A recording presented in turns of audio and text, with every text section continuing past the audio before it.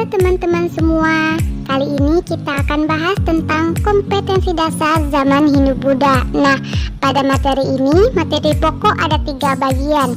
Yang pertama yaitu teori-teori masuk dan berkembangnya Hindu-Buddha di Nusantara. Materi yang kedua, kerajaan-kerajaan Hindu-Buddha. Dan materi yang ketiga yaitu bukti-bukti kehidupan pengaruh Hindu-Buddha. Pada kesempatan kali ini, kita akan bahas teori-teori masuk dan berkembangnya Hindu-Buddha di Nusantara. Teman-teman semua, pada peta di samping, kita bisa melihat bahwa sebelum bangsa Barat datang ke dunia Timur, maka sudah ada jalur perdagangan dari India ke Indonesia. Mengapa demikian? Pelayaran bangsa India ke Nusantara disebabkan karena kawasan Andaman itu berdekatan dengan Kepulauan Nicobar, di mana wilayah tersebut berbatasan dengan wilayah maritim Nusantara. Teman-teman semua, pada kesempatan kali ini kita akan membahas teori-teori masuk dan berkembangnya agama Hindu-Buddha di Nusantara. Melihat gambar bagan di samping, kita jadi mengingat adanya kasta dalam agama Hindu. Sertifikasi sosial atau kasta dalam agama Hindu itu ada 4 bagian. Yang pertama yaitu adanya kasta Brahmana, kasta Ksatria, kasta Sudra, dan kasta Waisya. Kita bahas satu persatu. Untuk kasta Brahmana itu adalah diduduki oleh para pendeta. Kasta Ksatria diduduki oleh para raja, bangsawan, dan prajurit. Sedangkan untuk kasta Waisya itu adalah pedagang, dan kasta Sudra itu adalah rakyat biasa. Sinkron dengan teori tersebut, maka kita bahas teori masuknya agama Hindu-Buddha ke Nusantara. Terbagi dalam 4 teori. Teori yang pertama yaitu teori Ksatria. Menurut teori ini bahwa yang membawa penyebaran agama Hindu-Buddha ke Nusantara adalah para prajurit. Teori ini didukung oleh para pendapat bahwa sebagian para raja atau bangsawan yang kalah dalam perang di India, maka mereka melarikan diri ke Nusantara dan akhirnya membentuk kerajaan di Nusantara. Namun, teori ini dilemahkan analisis bahwa mereka para prajurit pada umumnya tidak memahami isi kitab suci mereka, sehingga teori ini dianggap lemah. Kemudian, teori yang kedua, teori Waisya. Menurut teori ini, yang berperan dalam penyebaran agama Hindu-Buddha di Nusantara adalah para pedagang. Mengapa para pedagang? Karena tahu dari bahwa sejak abad ke-5 sudah ada pelayaran dari India ke Nusantara. Alasan yang kedua, karena hasil bumi Indonesia juga cukup menarik dan menjadi alasan para pedagang-pedagang India untuk sampai ke Nusantara. Namun, teori ini dilemahkan pendapat bahwa tidak semua pedagang memahami isi Weda maupun Tripitaka, sehingga kemungkinan kecil mereka datang ke Nusantara untuk menyebarkan agama. Untuk itu, kepada teman-teman maupun para siswa ibu, untuk bagian ini nanti silahkan kalian analisis kira-kira apa faktor pendukung dan apa faktor yang melemahkan teori Waisya ini. Anak-anak ibu yang ibu sayangi, teori yang ketiga adalah teori Brahmana. Menurut teori ini bahwa yang mempunyai peran menyebarkan agama Hindu-Buddha ke Nusantara adalah para pendeta atau para begawan. Teori ini didukung pandangan bahwa merekalah yang mempunyai pemahaman betul tentang Weda dan Tripitaka, dan mereka pula yang mempunyai pemahaman betul dan kewajiban untuk menyebarkan agama ke seluruh wilayah Nusantara. Namun, teori ini pun dilemahkan karena dalam tradisi Hindu-Buddha, para pendeta tidak diperkenankan untuk menyeberang lautan, sehingga teori ini pun mempunyai kelemahan.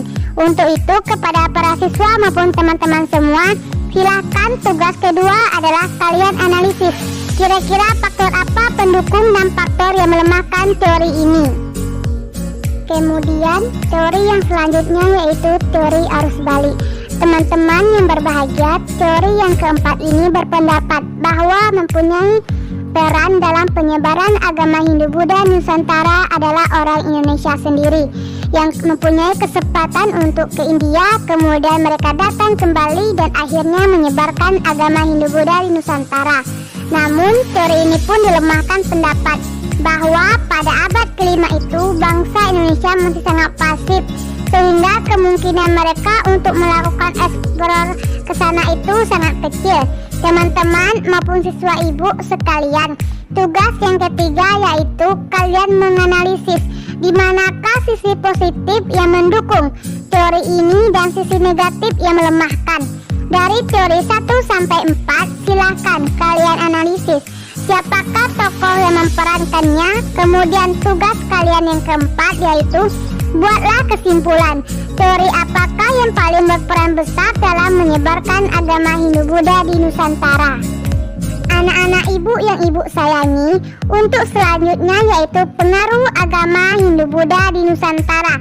Dari bagan ini kalian bisa melihat ada banyak pengaruh agama Hindu-Buddha di Nusantara. Anak-anak ibu yang berbahagia, pengaruh yang pertama yaitu pengaruh bahasa dan tulisan di Indonesia. Kalian tentu masih ingat bahwa datangnya India.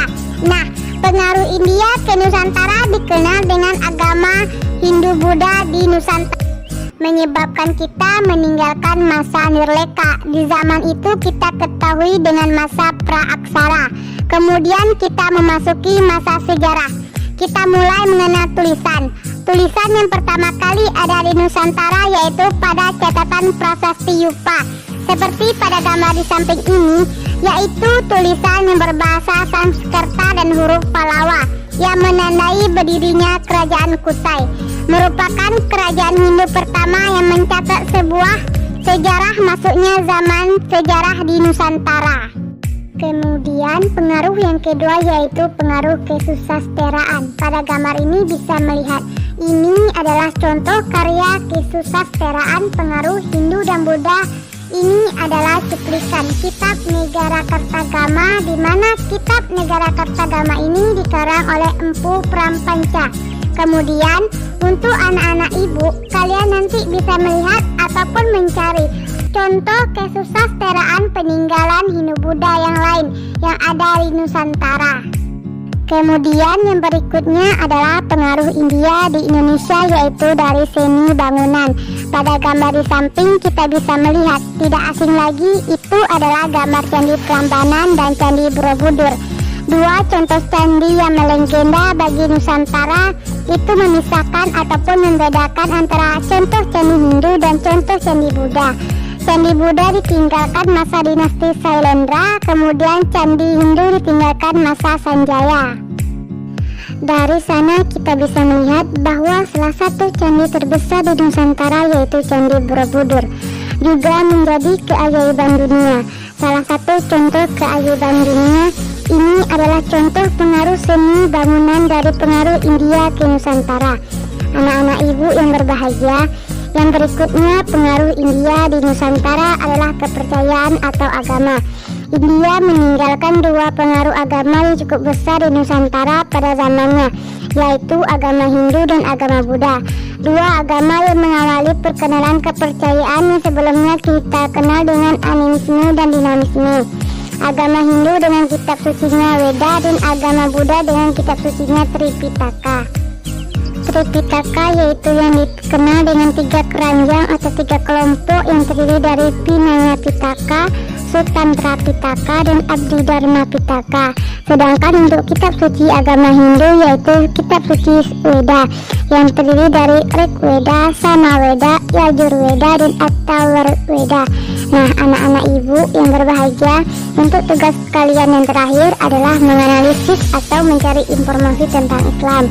Sekian materi dari ibu. Ibu akhiri dengan Assalamualaikum warahmatullahi wabarakatuh.